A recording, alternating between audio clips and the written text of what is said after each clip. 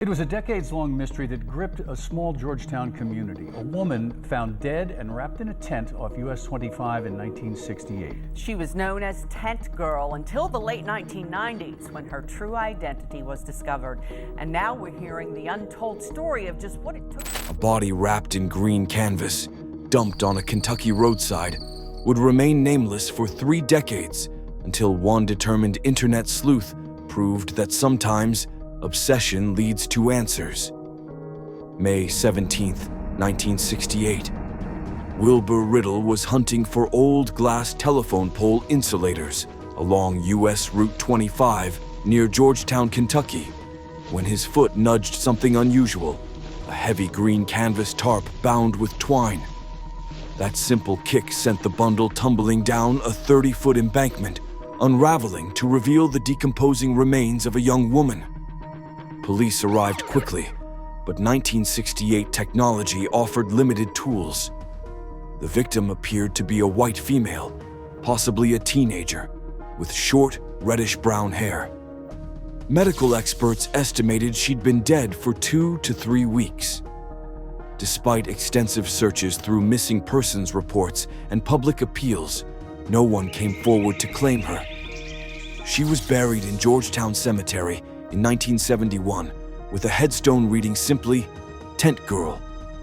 Found May 17, 1968. Age about 16 to 19 years. Height 5 feet 1 inch. Unidentified. For decades, strangers left flowers at her grave, mourning a girl with no name. James Todd Matthews learned about Tent Girl in 1987 when he married Wilbur Riddle's daughter. During a Halloween ghost story session, his wife mentioned how her father had discovered a body wrapped in canvas decades earlier. That stuck with me, Todd would later recall. The story of a nameless young woman, discarded like trash, haunted him. By the early 1990s, Todd began what would become a decade-long obsession. Using the newly emerging World Wide Web, established in 1993, Todd started an exhaustive search. He scoured missing persons records on message boards and public databases, hunting for the tiniest clues. This was before digitized newspaper archives.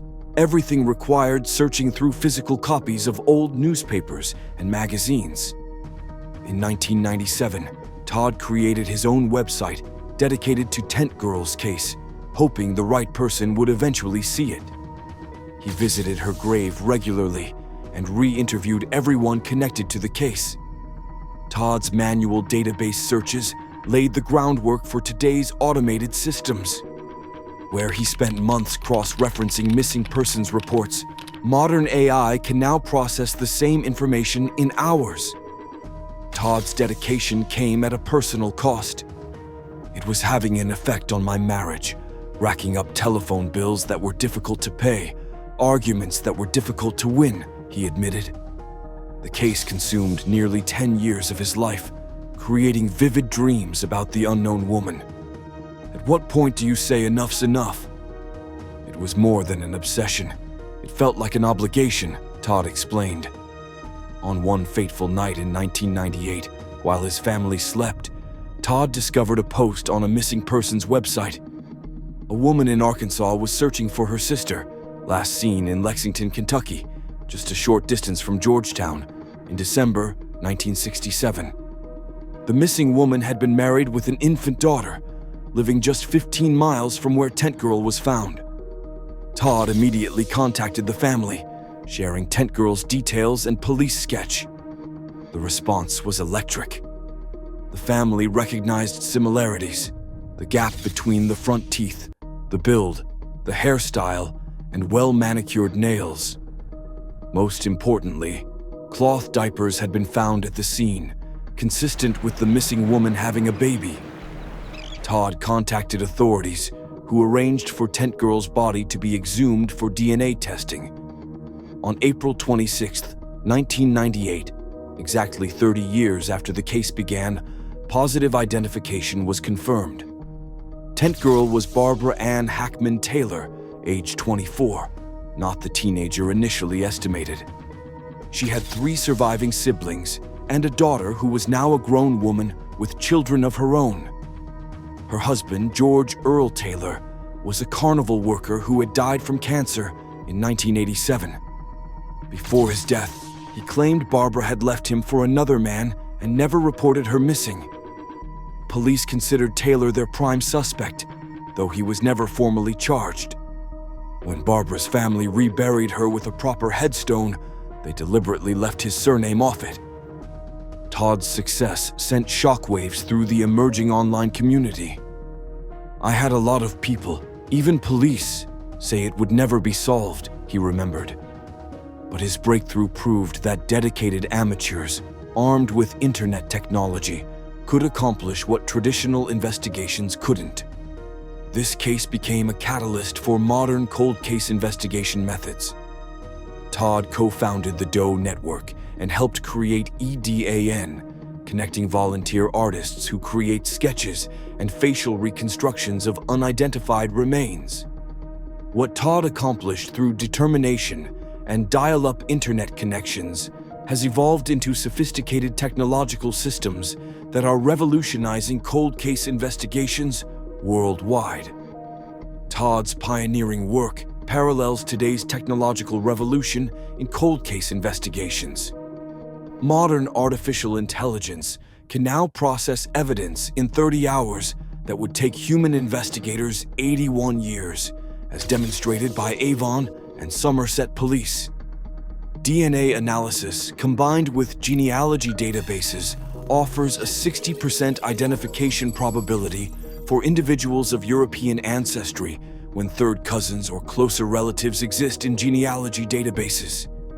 The National Missing and Unidentified Persons System that Todd helped inspire now serves as the primary U.S. database, storing detailed biometric information and enabling automated cross-matching between missing persons and unidentified remains cases. Online investigative communities like web sleuths maintain rigorous ethical standards requiring source verification, respect for privacy, and prohibition of speculation without evidence. Modern investigators use solvability matrices, scoring systems that evaluate physical evidence, witness reliability, and case characteristics to objectively rank which cases deserve priority attention. Research indicates approximately 1 in 5 cold cases achieve clearance, with 1 in 20 resulting in arrests and 1 in 100 leading to convictions. Modest but meaningful numbers representing thousands of families finally receiving answers. Todd's success story is especially significant given that males comprise 78% of unidentified remains cases, and minority populations face higher risks of remaining unidentified due to social marginalization. His breakthrough proved that dedicated individuals could overcome these statistical challenges. Todd Matthews passed away unexpectedly on January 3, 2024, at age 53. But his pioneering work proved that persistence, combined with emerging technology, could unlock secrets that seemed permanently sealed. Professional certification programs now exist for forensic genetic genealogists, establishing standardized competencies that build upon the foundation Todd created. His story demonstrates how one person's determination can revolutionize an entire field. The methods Todd developed using internet databases, connecting with online communities, and refusing to give up became the blueprint for modern digital cold case investigation. Today, families have hope because Todd Matthews proved that no case is truly unsolvable. His obsession became obligation, his obligation became innovation, and his innovation became the pathway for bringing the missing home. The green canvas tarp that once concealed Barbara's identity couldn't hide the truth forever. Sometimes it just takes one person willing to search in the darkness until they find the light.